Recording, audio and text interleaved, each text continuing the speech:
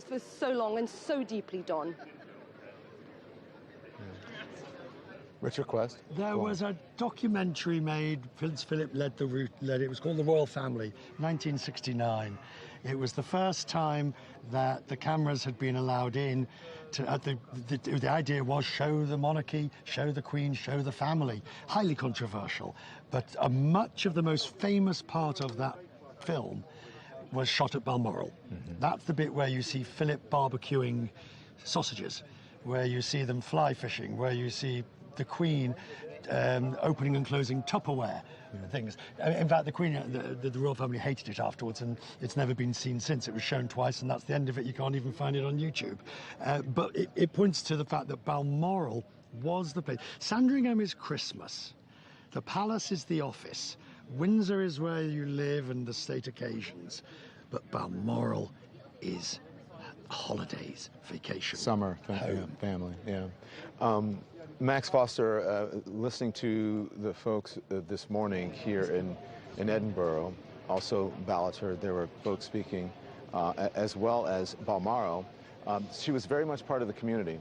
And quite sadly, they said that they became concerned because she would be out and about and people would see her.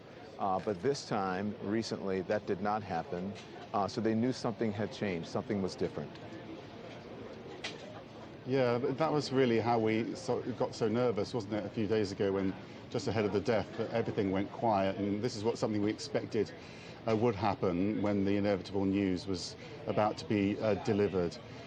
It speaks to the fact, doesn't it, Don, that we're so used to seeing her, and when she doesn't appear, it's very unsettling. And that's the bigger issue that we're going to have going forward, I think, when we have more problems. You know, we're going to have a very tough time here in the United Kingdom. The Queen won't be there to steady us. Boris Johnson brought her in at the height of the pandemic to steady the nation, and she did that very effectively. Looking at those images of Ballater, I wasn't going to mention this, but as we saw it on the camera, I think.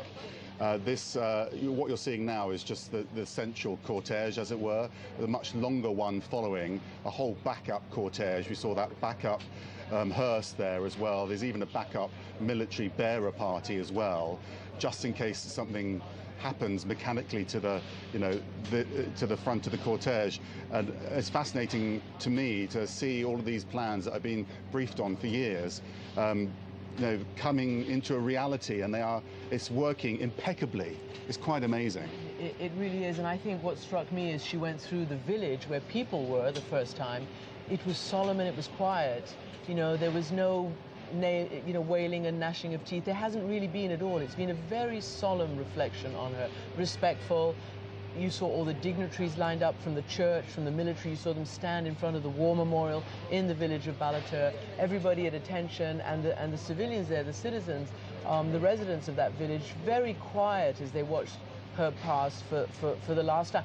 For the last time. They will never see this again, even though she was part of their lives, as you say, for so long.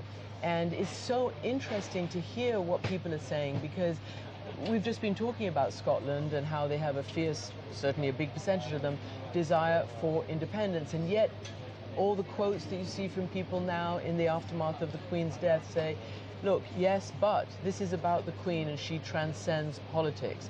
And we've heard the same today from the Vice President, the head of Sinn Féin in Northern Ireland. The Queen was somebody who was, she transcended politics. She had a role that was just so completely above that fray. And that's why this is about her, and it's not just about the monarchy, although the pageantry and the choreography is playing out as you were briefed for so many years, and as we